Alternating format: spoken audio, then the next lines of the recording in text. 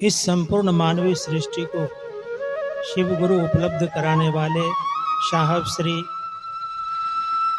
और दीदी माँ नीलम आनंद को मैं प्रणाम करता हूँ।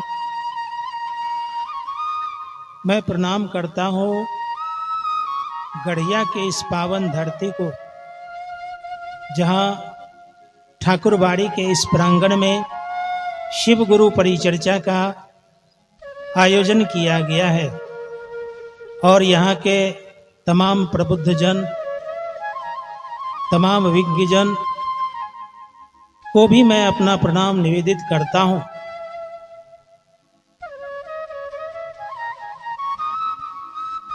यहाँ जिस ठाकुरबाड़ी के प्रांगण में ये आयोजन हो रहा है, खास करके ऐसे जगह प्रायः सत्संग प्रवचन का आयोजन हुआ करता है, जिसके माध्यम से प्रायः सत्संग कहानी किस्से कहे जाते हैं, लोग सुनते। लेकिन आज यहाँ शिव गुरु की बात हो रही है, शिव गुरु के बारे में चर्चाएं हो रही। निश्चित रूप से लगता होगा यहाँ के स्थानीय लोगों को यह शिव गुरु की परिचर्चा जो है,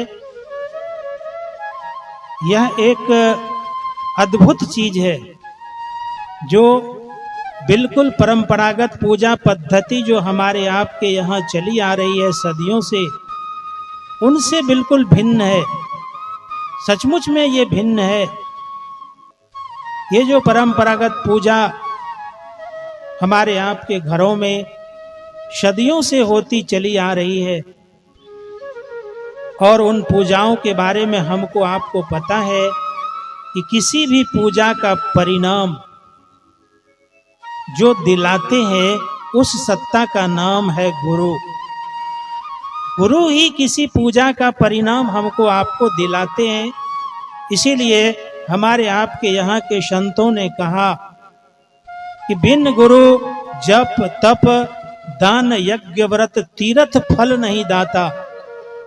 स्पष्ट है कि बिना गुरु के हम आप कितनों ही दान पुण्य यज्ञ जप व्रत तीर्थ कर लें, कुछ भी फलदायी नहीं होता है यदि हमारे आपके जीवन में कोई गुरु नहीं है।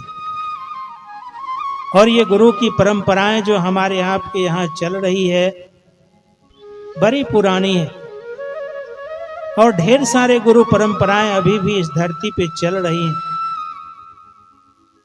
जहां हम आप यदि जाते हैं, लोग यदि शिव को या अन्य किसी गुरु को अपना गुरु बनाने के लिए जाते, तो वहां ढेर सारे शर्त और बंधनों से हमारा आपका सामना होता है।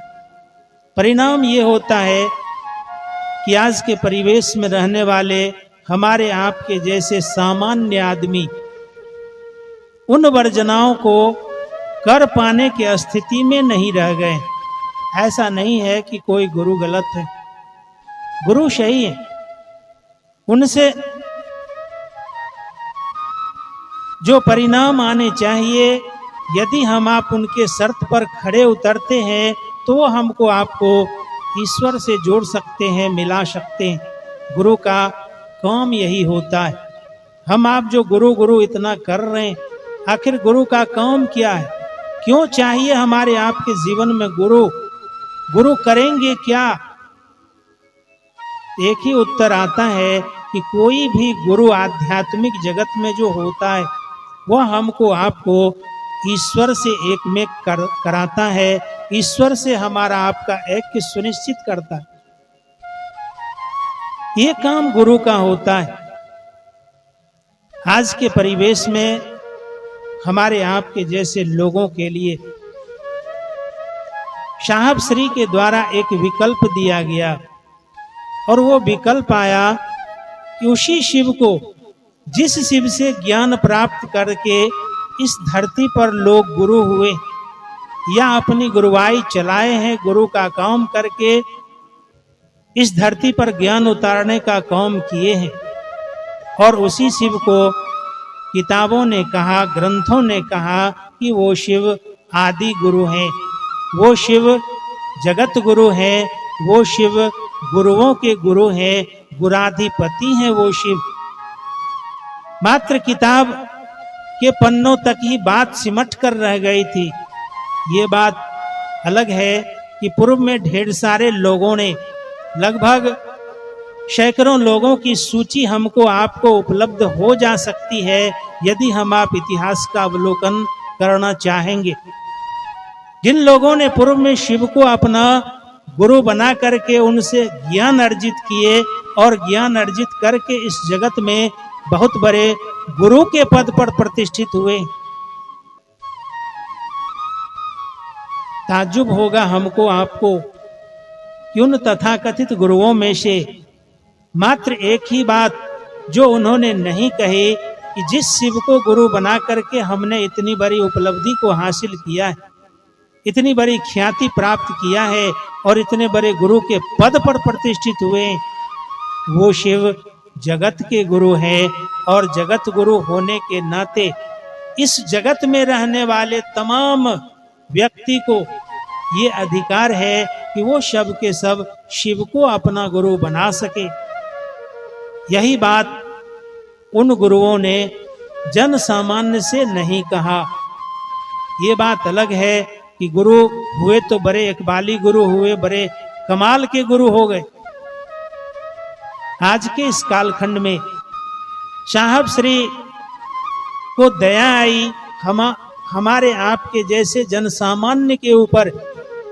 इनके जीवन में गुरु तो चाहिए, लेकिन गुरु चाहिए तो इनका उपाय कौन होगा, कौन ऐसा गुरु होगा जो इनको उस ईश्वर से मिलाएगा, उस ईश्वर से इनका साक्षात्कार कराएगा। और उस स्थिति में उन्होंने शिव गुरु के रूप में विकल्प हमारे आपके लिए उपलब्ध कराए।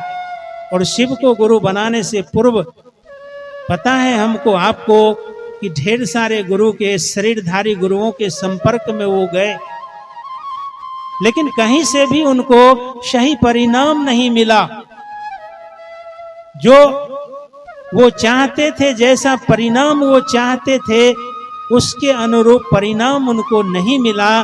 तो थक हार कर बिल्कुल हताश मनोदशा में उन्होंने आरा के गांगी स्मशान में रात के लगभग 2-2:30 बजे शिव को गुरु रूप में वर्ण किए। मात्र ये सोचकर कि गुरु साक्षात पर ब्रह्म होते हैं, गुरु साक्षात ईश्वर होते हैं, तो वो ईश्वर मेरे गुरु क्यों नहीं। ईश्वर के रूप में वो शिव को समझते थे, इसीलिए उन्होंने शिव को अपने गुरु के रूप में वर्ण कर लिए। और शिव को गुरु के रूप में वर्ण करने के उपरांत उन्होंने जो 3 शर्तें रखी।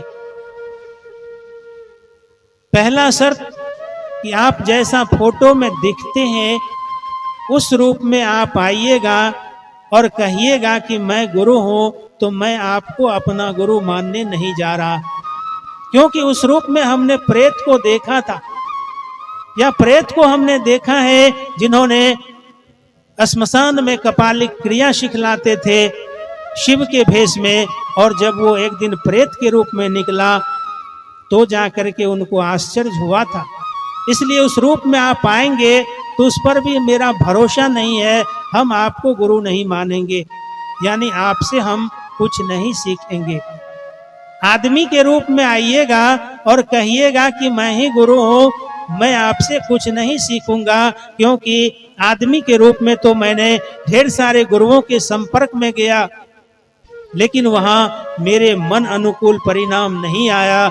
हर जगह से हमको ठगी मिली, धोखाधड़ी मिली। और तीसरी शर्त जो उन्होंने रखी, मेरे समझ से बड़ा ही महत्वपूर्ण शर्त है, वो था कि आज तक जो मैंने किया है अब से नहीं करूंगा। क्योंकि गुरु बदल लिए हैं, गुरु आपको बनाए हैं, आप जो सिखलाएंगे, आप जो बताएंगे वही करेंगे। और पता है हमको आपको कि शिव गुरु के जो शिष्य साहब हुए और शिव को जो अपना गुरु बनाए और जो 3 शर्तें उन्होंने रखी, उन 3 शर्तों पर उतर के वो शिव उनमें ज्ञान उतारने का काम किए। और जब उनको पूर्ण रूप से विश्वास हो गया, कारण कोई विश्वास कोई श्रद्धा उनके मन में नहीं थी, इसलिए ये कहावत है ना कि दूध का जला हुआ मट्ठा भी फूंक फूंक कर पीता है। इसी कहावत से ग्रसित उनका मन, शिव के ऊपर भी उनका भरोसा टिक नहीं पा रहा था, क्योंकि गुरु के नाम पर उनको ठगी मिली थी, उनको धोखाधड़ी मिली थी। और इस क्रम में लगभग 8 साल बीतते हैं और उनका तबादला मजिस्ट्रेट के रूप में हमारे आपके ही मधेपुरा में होती है। और तब जाकर के उन्होंने 9 सितंबर 1982 ईस्वी की संध्या से उन्होंने अपने घर से बाहर, पहले उन्होंने मात्र अपने घर में दीदी को बताई थी कि मैंने शिव को अपना गुरु बना लिया, और अपने घर से बाहर पहली बार हमारे आपके ही इस धरती को, मधेपुरा को ये सौभाग्य मिला जहां से साहब श्री ने शिव गुरु की बात कहना शुरू किए। और आज हमको आपको देखने को मिल रहा है कि आज हमारे आपके जैसे सामान्य आदमी के भी गुरु शिव हो रहे हैं।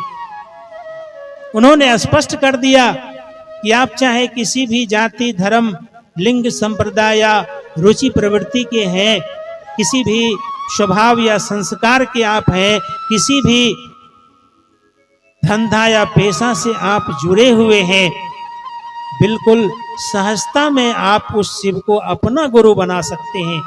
शिव को अपना गुरु बनाने के लिए कुछ भी नहीं लगता है। पूर्व में हम आप सुन रहे थे गुरु भाई से, शिव को गुरु मानने में पैसा नहीं लगता और नहीं कुछ लगता। और एक बात जो उन्होंने कही, शिव को गुरु मानने से अच्छा लगता है, अच्छा लगता है। हमारे आपके मन को जो अच्छा लगता है वही ना हम आप करते हैं। तो शिव को गुरु मानने से यदि हमको आपको अच्छा लगने लगे, हमारे आपके जीवन में अच्छा होने लगे, इससे बढ़ के और बड़ी बात क्या हो सकती है।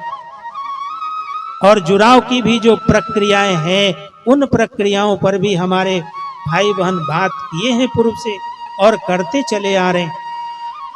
इतना सरल, सहज और सुलभ प्रक्रिया है, जिन प्रक्रियाओं को कोई भी आदमी, चाहे वह कितनों ही व्यस्त जिंदगी क्यों नहीं जी रहे हो, बिल्कुल सहजता से कर सकते हैं, जिसमें कोई समय भी नहीं देना पड़ता है अलग से। बताइए, दया मांगने में क्या समय देना पड़ता है? कौन से काम को हमको आपको छोड़ने की जरूरत है? कहा गया कि मन ही मन आप अपने गुरु से दया की याचना करिए कि हे शिव, आप मेरे गुरु हैं, मैं आपका शिष्य हूं, मुझ पर दया कर दीजिए। इस दया को मांगने के लिए क्या अलग से हमको आपको समय देना पड़ता है या किसी काम को छोड़ने की जरूरत है?